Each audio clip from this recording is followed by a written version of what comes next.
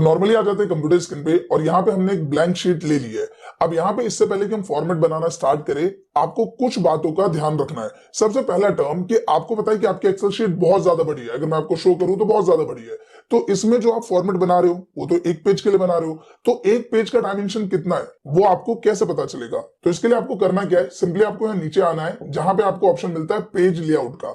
आप जैसे इस पे क्लिक करोगे तो आपकी excel sheet page by page divide हो जाएगी और आपको पता चल जाएगा कि आपका एक पेज कितना बड़ा है। अब जैसे आप दोबारा नॉर्मल लेआउट पे जाते हो, इस पे क्लिक करके हम नॉर्मल लेआउट पे आए, तो आप देखोगे आई कॉलम के साइड में आपको यहाँ पे डॉटेड फॉर्मेट नजर आ रहा है। बेसिकली होता क्या है, जब हम एक बार पेज लेआउट चूज कर लेते हैं तो उसके बाद एक्सेल में जो पेज है वो डॉटेड फॉर्मेट में इस तरीके से आ जाते हैं, जिससे आपको अंदाजा लग जाता है कि आपका एक पेज कितना ज्यादा बड़ा है। अब क्योंकि हमें हमारे पेज का एरिया पता चल गया है, तो अब यहाँ पे हम फॉर्मेट बनाना शुरू करते हैं। सबसे पहला टर्म हमें यहाँ पे एड ऑन करने हैं बिल में यूज होने वाले कॉलम्स। जैसे कि सबसे पहला कॉलम होगा यहाँ पे हमारा सीरियल नंबर, तो हमने यहाँ पे लिखा सीरियल नंबर। इसके बाद हमने यहाँ पे डाला पार्टिकुलर्स, जो हमारे प्रोडक्ट्स हैं उनके लिए। तीसरा टर्म यहाँ पे आएगा रेट।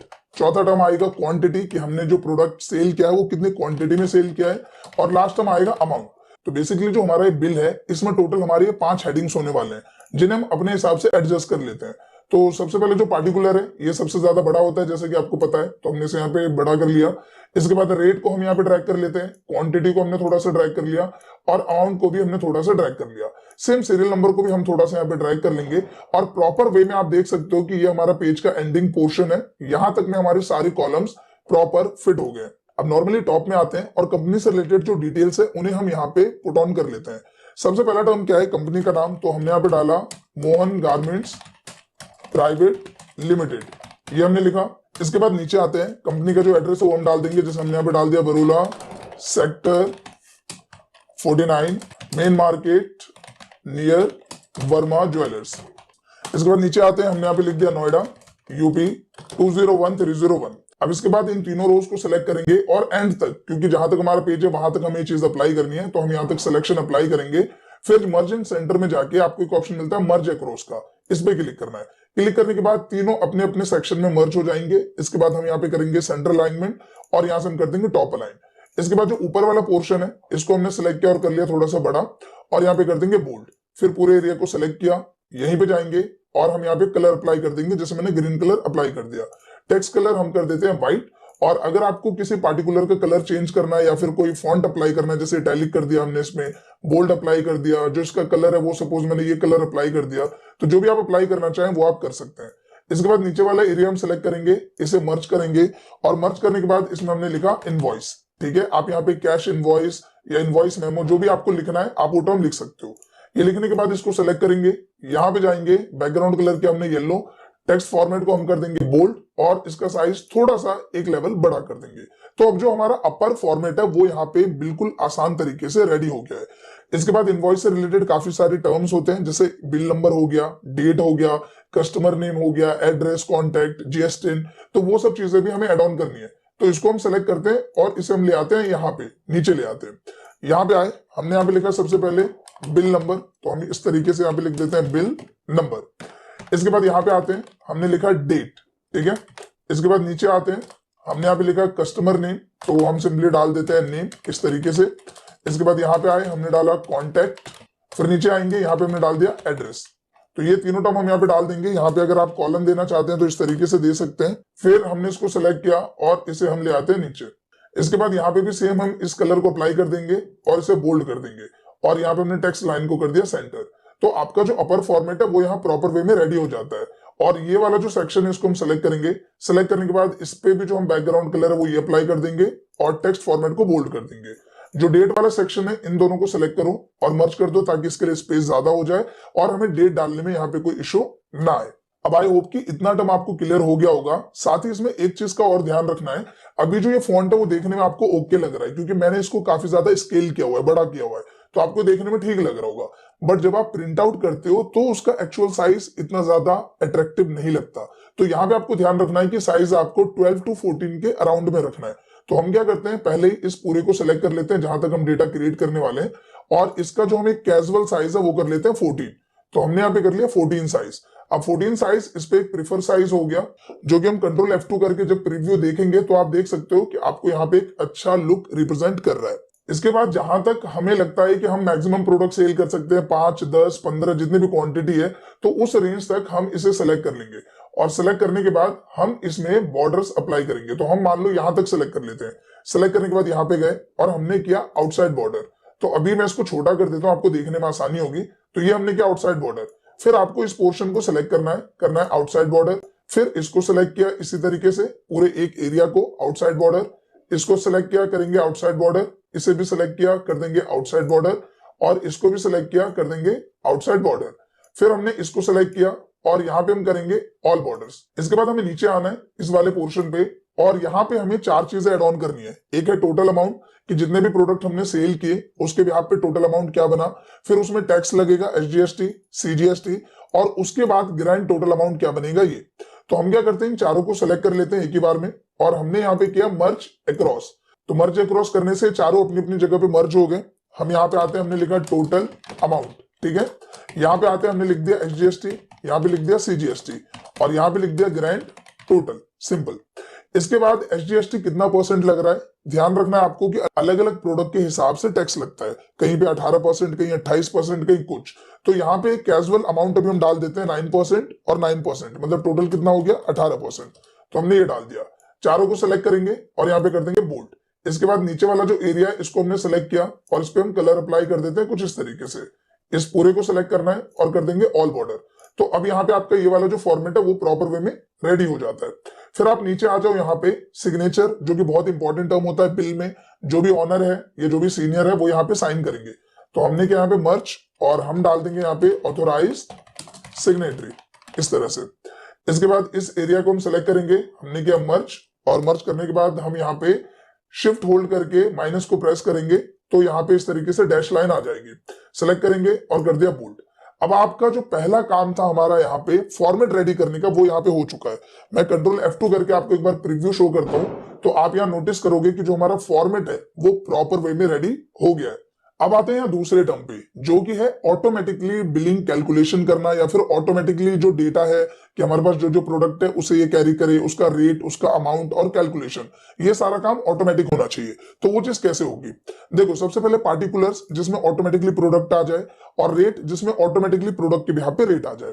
तो यहाँ पे मैंने एक शीट ली है दूसरी, जिसमें मैंने जो जो प्रोडक्ट हमें एड ऑन करने हैं, जैसे shirt, trouser, T shirt, jeans, lower, वो यहाँ पे लिख दिया है, और उसके हिसाब से उनका रेट क्या है। जैसे शर्ट का 400, ट्राउजर का 600, टी शर्ट का 500, वो चीज हमने यहाँ पे डाल दी है। तो इसके लिए सिंपली आए हम पार्टिकुलर सेक्शन में, और यहाँ पे पहले सेल को सेलेक्ट करना है। फिर जाना आपको डेटा टैब में, यहाँ पे एक ऑप्शन मिलता है डेटा वैलिडेशन का, इसमें जाएंगे और डेटा वैलिडेशन पे क्लिक करेंगे। फिर एनी वैल्यू में यहाँ पे सेलेक्ट करेंगे लिस्ट, और सोर्स पे हमें क्लिक करना है। क्लिक करने के बाद आपको उस शीट में जाना है और जितने प्रोडक्ट है उनको सेलेक्ट कर लेना है कुछ इस तरीके से, और सिंपल ओके करना है। जैसे आप ओके करोगे आप देखोगे यहाँ पे एक मेन्यू क्रिएट हो गया है, जिसमें हम अपने प्रोडक्ट को चूज कर सकते हैं।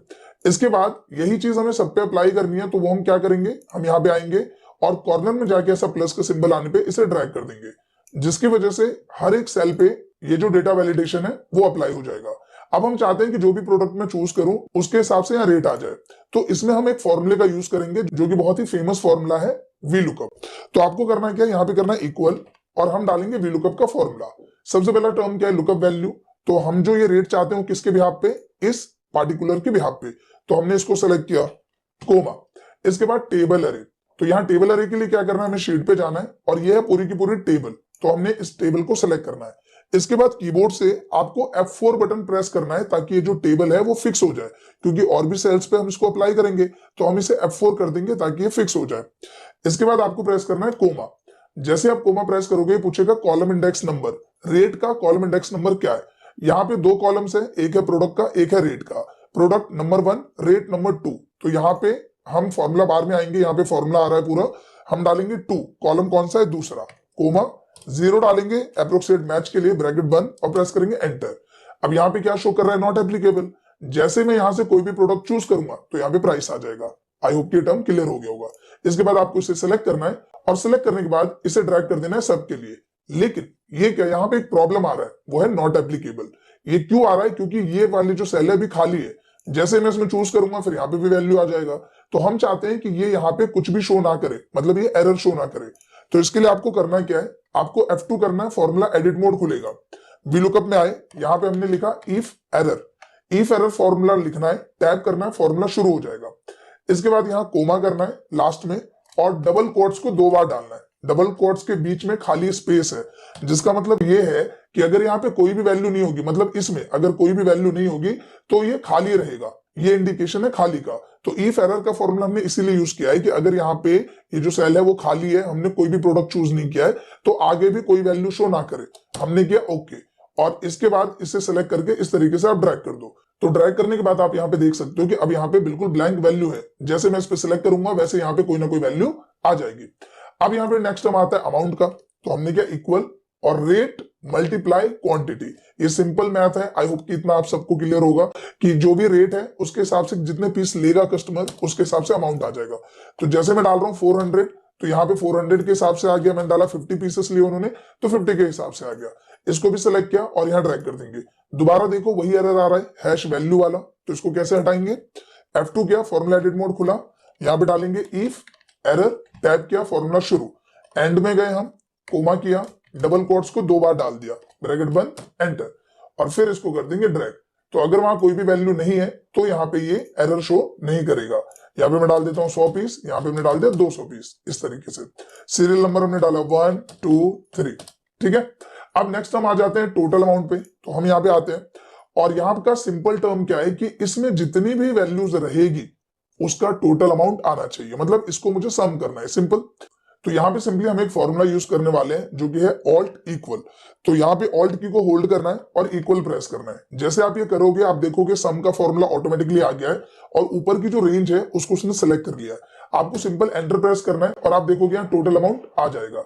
इसके बाद नेक्स्ट टर्म है SGST 9%, तो हमने क्या इक्वल टोटल अमाउंट का 9%, तो हमने क्या मल्टीप्लाई 9%, एंटर, ठीक है। CGST भी ऐसे निकालेंगे, हमने क्या equal total amount multiply 9%, enter. और अब हमें निकालना है ग्रैंड टोटल, तो हमने क्या equal total amount plus SGST plus CGST, enter. और आप देखोगे कि यहाँ पे ग्रैंड टोटल वैल्यू आ जाती है। इसको सेलेक्ट करेंगे और होम टैब में जाएंगे और यहाँ पे कर देंगे बोल्ड, और ये आपका प्रॉपर इनवॉइस यहाँ पे क्रिएट हो जाएगा। तो कंट्रोल F2 करके एक बार प्रीव्यू हम देख लेते हैं। यहाँ पे आप देख रहे हो कि पार्टिकुलर के नीचे लाइन नहीं आ रही, तो इसके लिए हमें क्या करना है, हम सिंपली यहाँ पे आते हैं और यहाँ पे कर देंगे बॉटम बॉर्डर। अब आप चेक करोगे तो यहाँ पे जो लाइन नहीं आ रही थी वो यहाँ आ जाएगी। इसके बाद इसकी फिनिशिंग दे देते हैं लास्ट हम इस पूरे एरिया को सिलेक्ट कर लेते हैं यहाँ पे, और सिलेक्ट करने के बाद हम इसे कर देंगे सेंटर अलाइनमेंट। तो अब ये प्रॉपर फॉर्मेट रेडी हो गया। तो एक बिल फटाफट रेडी कर लेते हैं। हम यहाँ पे आते हैं, बिल नंबर हमने डाल दिया, कुछ भी स्पेसिफिक बिल नंबर डाल देते हैं, ES1002। डेट की बात करें तो डेट डाल देते हैं हम 26/10/2022। फिर यहाँ पे नाम हमने डाल दिया यहाँ पे राजेश। कॉन्टेक्ट हम डाल देते हैं 8565 एड्रेस हम डाल देते हैं यहाँ पे सदरपुर सेक्टर 45 नोएडा, ठीक है। और ये लिखने के बाद इसको सिलेक्ट कर लेते हैं, इसको कर देते हैं बोल्ड, और इसको सिलेक्ट कर लेते हैं, इसे कर दिया हमने लेफ्ट अलाइनमेंट, और कंट्रोल F2 किया, और आपका प्रॉपर बिल राजेश के लिए यहाँ पे रेडी हो जाता है, जो कि ऑन स्क्रीन आप देख पा रहे हैं। अब अगर आपको इस बिल की सॉफ्ट कॉपी क्रिएट करनी है जिसको आप बाद में प्रिंट आउट के थ्रू हार्ड कॉपी में कन्वर्ट करके अपने क्लाइंट या कस्टमर को दे सके, तो सिंपली आपको क्या करना है, F12 बटन प्रेस करो, एक्सेल वर्कबुक में यहाँ पे क्लिक करके PDF पे सिलेक्ट करो, और यहाँ पे फाइल नेम डाला और डेस्कटॉप पे उसको सेव कर लिया, और फिर उसे प्रिंट आउट निकाल के दे दिया। तो 2 टर्म यहाँ पे हम क्लियर कर चुके हैं। एक आपका ये जो पूरा सेक्शन है वो ऑटोमेटिक हो गया है। आप यहाँ पे प्रोडक्ट्स को स्मार्टली चूज कर सकते हैं, उसके यहाँ पे रेट और अमाउंट अपने आप आ जाएगा, और ये जो बिलिंग कैलकुलेशन है वो भी अपने आप ही हो जाएगा।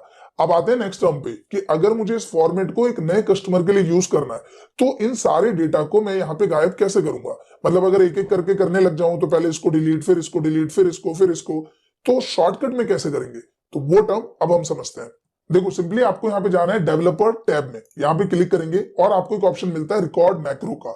आई होप कि मैक्रो के बारे में आपको पता होगा। मैक्रो एक बहुत ही इंपॉर्टेंट टूल होता है, हर एक एक्सेल यूजर को इसके बारे में पता होना चाहिए। मैक्रो की मदद से आप अपने स्टेप्स को रिकॉर्ड करते हो। जब आप कोई बड़ा टास्क कर रहे हो तो आप मल्टीपल स्टेप्स को रिकॉर्ड कर लेते हो, और एक शॉर्टकट की आपने प्रेस किया और वो सारे के सारे स्टेप्स एक ही बार में अप्लाई हो जाएंगे। देखो मैं समझाता हूँ। सबसे पहले तो हम रिकॉर्ड मैक्रो पे क्लिक करते हैं, और यहाँ 2 टर्म आपको समझना है। एक है मैक्रो नेम, तो आप जो भी मैक्रो क्रिएट कर रहे हो उसका कोई भी नाम डाल दो, कुछ भी डाल दो, राम, सीता, गीता, अनीता, पपीता, जो भी डालना है आप डाल दो। इसके बाद आते हैं नेक्स्ट टर्म पे शॉर्टकट की, कि आप जितने सारे स्टेप्स करने वाले हो उन सबको अप्लाई करने के लिए एक शॉर्टकट बनाना है आपको। तो यहाँ पे मैं एक शॉर्टकट बना लेता हूँ, Ctrl Shift K। अब एक चीज ध्यान रखना है इसमें कि अगर आप कंट्रोल सी डालते हो तो कंट्रोल सी से कॉपी होता है, कंट्रोल वी डालोगे तो उससे पेस्ट होता है। तो वो शॉर्टकट नहीं डालना जिसका ऑलरेडी कुछ यूज है। तो इसीलिए मैंने कंट्रोल शिफ्ट के डाला जो कि थोड़ा यूनिक है और जिसका कोई और यूज नहीं है। तो ये करने के बाद मैंने किया इसको ओके। अब मैक्रो स्टार्ट हो चुका है, यहाँ पे देखो ऑप्शन आ रहा है ना स्टॉप रिकॉर्डिंग का, तो ये स्टार्ट हो गया। तो अब जो जो मैं स्टेप करूंगा वो सब रिकॉर्ड होगा। मैंने इसको सेलेक्ट किया, मैंने किया डिलीट, डिलीट का बटन है प्रेस किया मैंने, डिलीट हो गया। फिर मैंने इसको सेलेक्ट किया, मैंने किया डिलीट। फिर मैंने इन तीनों को सेलेक्ट किया, मैंने किया डिलीट। फिर यहाँ पे इस पूरे वाले रेंज को सेलेक्ट करेंगे, पूरे रेंज को, और मैंने किया डिलीट। फिर इस पूरे रेंज को सेलेक्ट किया, मैंने किया डिलीट। फिर क्वांटिटी वाली पूरी रेंज को सेलेक्ट किया और कर दिया डिलीट। अब यहाँ पे देखो सब कुछ हो गया। होने के बाद आपको सिंपल करना है स्टॉप रिकॉर्डिंग पे क्लिक। अब आपका जो मैक्रो है वो रिकॉर्ड हो चुका है, और जब भी आप कंट्रोल शिफ्ट के करोगे तो जितनी भी चीजें मैंने करी वो एक बार में अप्लाई हो जाएगी। देखो मैं करके दिखाता हूँ। तो बिल नंबर में आते हैं, मैंने यहाँ पे डाला ES1003। डेट में आते हैं, मैंने डाला 26/11/2026, 10 डाल देते हैं, 11 नहीं आया अभी, 2022। इसके बाद हम नाम डाल देते हैं, तो मैंने यहाँ पे डाला मोनू। कॉन्टेक्ट हमने डाला 9874, कुछ भी डाल देता हूं मैं। एड्रेस हमने डाला यहाँ पे बरोला सेक्टर 49 नोएडा यूपी। इसके बाद यहाँ पे आते हैं सीरियल नंबर में, मैंने डाला 1 2 3, 3 प्रोडक्ट चूज कर लेते हैं। हम यहाँ पे आते हैं, पहला प्रोडक्ट ट्राउजर, दूसरा प्रोडक्ट जीन्स, तीसरा प्रोडक्ट लोअर। क्वांटिटी मैंने डाला, ये लिया है 50 पीस, ये लिया है 100 पीस, ये लिया है 200 पीस। अब इसमें देखो मैंने सिर्फ यही करा है, सीरियल नंबर डाला है और ये किया है। ये सारी चीजें अपने आप अप्लाई हुई, और ये जो बिलिंग कैलकुलेशन है वो भी अपने आप ही अप्लाई हो गया। कंट्रोल F2 करके आप चेक कर लो, आपका बिल यहाँ प्रॉपर वे में रेडी हो जाता है। अब जैसे ही मैं शॉर्टकट प्रेस करूंगा, क्या शॉर्टकट बनाया था, कंट्रोल शिफ्ट के, जैसे कंट्रोल शिफ्ट के किया सब कुछ यहां से गायब, और आपके पास जो आपका फॉर्मेट है वो बिल्कुल फ्रेश वे में यहाँ पे रेडी हो गया। अब आपको नया बिल बनाना है तो आप नया बिल फटाफट बना लो, और उसे हार्ड कॉपी में देने के लिए सिंपली जो मैंने बताया F12 करो, PDF में सेव करो, और उसे प्रिंट आउट निकाल के एज अ हार्ड कॉपी आप अपने क्लाइंट या कस्टमर को दे सकते हो। सो आई होप कि दोस्तों ये ऑटोमेटिक इनवॉइस कैसे वर्क कर रहा है और इसमें क्या क्या टर्म्स हमने अप्लाई किया। सबसे पहले चीज हमने फॉर्मेट बनाना सीखा, दूसरा हमने इसमें ऑटोमेटिक पार्ट अप्लाई करा, और तीसरा हमने यहाँ पे मैक्रो का यूज देखा जिसकी मदद से आप इसे बार बार यूज कर पा रहे हो। आशा करता हूं दोस्तों ये वीडियो आपको पसंद आया होगा। अगर ये वीडियो अच्छा लगा है तो प्लीज इस वीडियो को लाइक करें, शेयर करें, साथ ही कमेंट करके अपना फीडबैक जरूर दें।